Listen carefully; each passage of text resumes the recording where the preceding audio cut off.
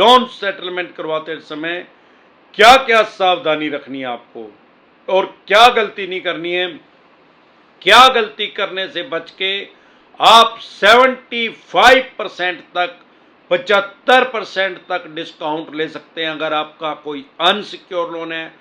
अगर आपका कोई सिक्योर लोन है उसमें भी आप 35 से 40% तक आप डिस्काउंट ले सकते हैं।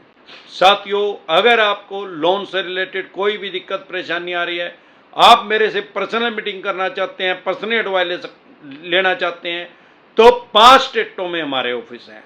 अगर आप दिल्ली से हमें देख रहे हैं तो आप कुंडली में पर्सनल मीटिंग कर सकते हैं, हरियाणा से देख रहे हैं तो एनसीआर में कर सकते हैं, मुंबई से देख रहे हैं तो गोरेगांव में कर सकते हैं, पंजाब से देख रहे हैं तो लुधियाना में कर सकते हैं, और गुजरात से देख रहे हैं तो अहमदाबाद में कर सकते हैं, दिल्ली दरवाजा पे।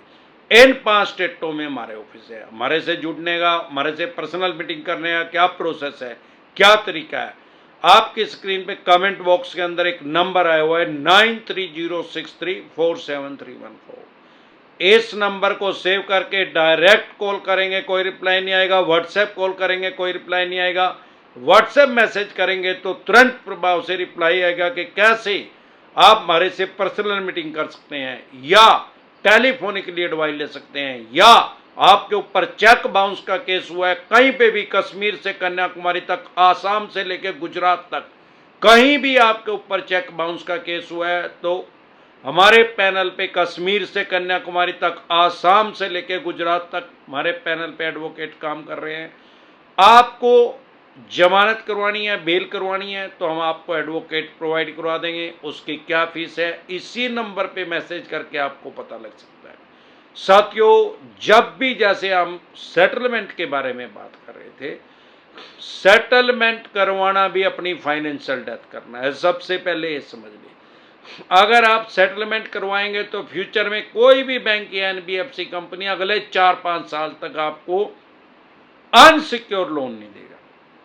सेटलमेंट करवाते समय सबसे ज्यादा डिस्काउंट किस चीज, कौन से लोन में मिलता है? क्रेडिट कार्ड में, क्योंकि मोर रिस्क मोर गेन, बहुत ज्यादा ये रिस्क लेते हैं और बहुत ज्यादा इनको बचत होती है। 38% आदमी जो है वो क्रेडिट कार्ड का पैसा 1 रुपए भी वापस नहीं कर पा रहे हैं, और 25% आदमी सेटलमेंट कर रहे हैं, बाकी का पैसा इनको मिल रहा है। क्या कारण है फिर भी ये क्रेडिट कार्ड ही देना चाहते हैं? क्योंकि क्रेडिट कार्ड में मिनिमम के नाम से 60 से 100% तक ब्याज लेते हैं। क्रेडिट कार्ड लेना मतलब अपनी कबर खुद खोदना।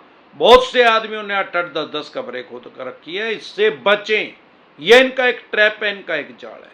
अगर आप सेटलमेंट करना चाहते हैं किसी भी तरह के लोन में, क्रेडिट कार्ड में, पर्सनल लोन में, बिजनेस लोन में, एजुकेशन लोन में, या ओडी लिमिट, सीसी लिमिट, या आपका कोई सिक्योर लोन है, मकान, दुकान, जमीन जायदाद, फैक्ट्री, कारखाना, स्कूल, कॉलेज, बंगला, कोठी या showroom, scooter, motorcycle, car, jeep, truck, बस, मकान, दुकान, कुछ भी तरह का लोन है, आप कभी भी सामने से खुद से ये ना बोले कि मैं सेटलमेंट करना चाहता हूं, नहीं तो आपकी सेटलमेंट तो हो जाएगी, डिस्काउंट बहुत कम मिलेगा आपको। अब बहुत से हमारे पास ऐसे कमेंट आते हैं, टेलीफोनिकली भी हमारे साथ जुड़ते हैं कि सिक्योर लोन में भी क्या सेटलमेंट हो जाता है? कुछ सिनेरियो में सिक्योर लोन में भी सेटलमेंट हो जाता है। फॉर एग्जाम्पल, अगर आपका कोई scooter, motorcycle, car, jeep, truck, बस का लोन है और भगवान ना करे आपने उसका इंश्योरेंस नहीं करवाया और वो चोरी होगी, अब वो गाड़ी तो है नहीं आपके पास, ईएमआई चल रही है, तो इस सिनेरियो में बैंक एनबीएफसी कंपनी का पैसा फंस जाता है और उसको पता है अब ये पैसा देगा भी नहीं, बहुत कम चांस है क्योंकि इसके पास गाड़ी नहीं है, या गाड़ी में आग लगी, गाड़ी का एक्सीडेंट हो गया, टोटल लॉस हो गया। इस सिनेरियो में भी बैंक एनबीएफसी कंपनी 40 से 50% तक भी, इसमें तो मैक्सिमम 75% तक भी डिस्काउंट हो जाता है। इस सिनेरियो में कि भगवान ना करे ऐसा हो गया तो आपका सिक्योर लोन होने के बावजूद भी आपका सेटलमेंट हो जाता है।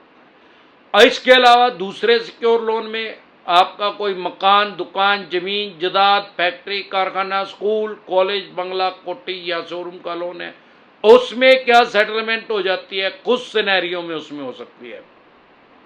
अगर आपने उसको पहले ही लीज पे दिया हुआ है, आपका कोई कोर्ट में केस चल रहा है अपने किराएदार के साथ या जिसको आपने लीज पे दिया है, या किसी दो भाइयों का डिस्प्यूट है, वो कोर्ट में केस चला हुआ है। अब इनको पता है अब कोर्ट में केस चलने के बाद माननीय सुप्रीम कोर्ट तक जाते आते 40-45 साल लग जाते हैं, आप इनकी ईएमआई नहीं दे रहे हैं, तो इस सिनेरियो में भी सिक्योर लोन में सेटलमेंट हो जाता है। 35 से 40% तक डिस्काउंट आपको मिल सकता है। हाँ, अनसिक्योर लोन में तो सेटलमेंट होती है। अब सवाल यह है कि बहुत से लोग कहते हैं कि सर मैं सेटलमेंट करना चाहता हूं, मैंने बैंक को बोल दिया। क्या बोल दिया भाई? कितनी ईएमआई डिफॉल्ट हुई? जिनको ईएमआई तो एक भी डिफॉल्ट नहीं हुई, मैंने बोल दिया भाई सेटलमेंट। भाई घंटा सेटलमेंट होएगी पागल मूर्ख। जब तक ईएमआई डिफॉल्ट नहीं होएगी तब तक सेटलमेंट हो ही नहीं सकती। वो ही लगी फटने खरात लगी बटने जो गांवों में कहते हैं। अब जब तक किसी आदमी का पैसा फंसेगा नहीं तो वो सेटलमेंट क्यों करेगा यार? डिस्काउंट कैसे मिलता है? जितना ज्यादा लंबा पीरियड तक ईएमआई डिफॉल्ट होती है उतना ज्यादा डिस्काउंट मिलता है, सीधा हिसाब है। आप अपने मुंह से कभी भी ना बोले कि मैं सेटलमेंट करना चाहता हूं। ना बहुत से आदमी ऐसे आते हैं कि सर मैं लोक अदालत में चला जाऊं, वहां सेटलमेंट हो जाएगी, मैं खुद से ही चला जाऊं। अरे जा सकते हो, राइट्स है, लेकिन पहले क्या बताया, अगर खुद से बोलोगे, खुद से लोक अदालत में जाओगे तो डिस्काउंट बहुत कम मिलेगा।